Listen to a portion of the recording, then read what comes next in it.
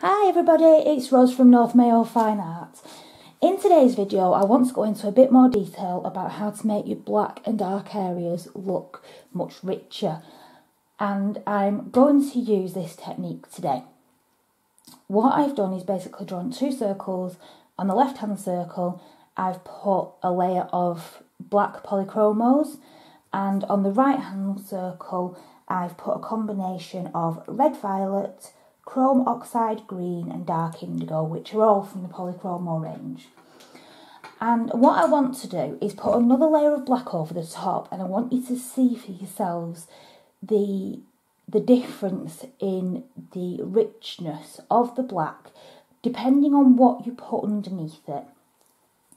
So what I'm going to do is basically just start going back over this black again. I'm using circular motions for this because I want even coverage. As you can see, the underlayer doesn't look wonderful. It is just the first layer, and I have blended it out with one of my colour shapers a little bit. But what you'll notice is no matter whether it's the black or the colour, the underlayers never look great. You have to add several layers of colour before it actually starts to look good. So I'm just going over this circle now with the second layer of the black, and as you can see it's darkening up nicely.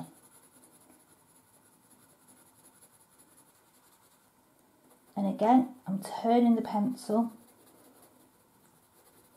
every few seconds so that I'm keeping the tip of the lead sharper for longer, because there is nothing worse than trying to get depth into your piece and having a blunt pencil. Now I think I'm only going to do half of each circle, just so that you get the idea of the difference. But obviously I would add more layers of colour on an actual drawing. This is only 2 layers of colour, and as you can see I've actually got a really nice deep colour on there with 2 layers of the black pencil. So I'm now going to do the same thing on this side.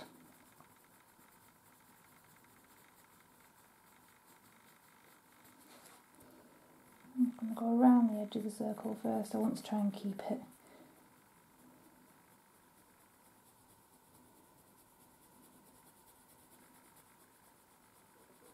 Now the reason I've done 3 colours in this circle is because there is no rule about which colours are best to use underneath the black to give it a really rich look. I've done these 3 colours because these are actually 3 colours that I use quite a lot when I'm using black. I also use magenta, and there's a shade of purple, can't remember the name offhand. But yeah, I do use quite a few different colours for this technique, and they all work equally well. What I would recommend is, if you're doing this technique and you want to get the richness underneath the black, what I would suggest is you use quite a deep tone of whichever colour you go for, like a very dark red or a very dark pink or a purple. As you can see, these are three different shades completely. I have blended them again with my colour shaper.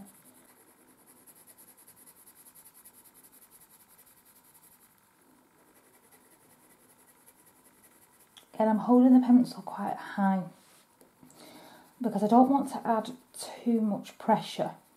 I am obviously adding some pressure, but I don't want to add too much pressure to it, because then I would be burnishing it. If I was actually drawing a piece, I would be adding more layers of black to it to give it a really rich look. Now, I'd say that was almost there for the second layer.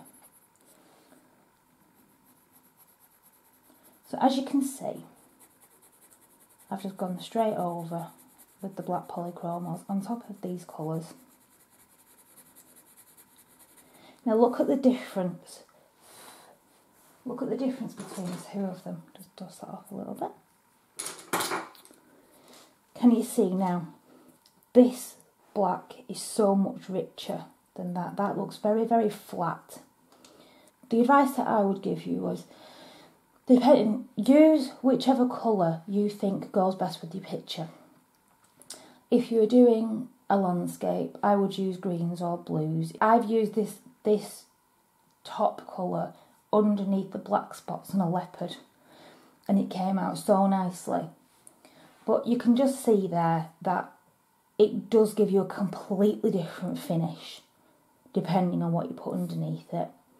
I would never recommend doing just several shades of black or several layers of black one over the other, because it does end up looking very flat. Whereas using different colours underneath it gives it a much richer look.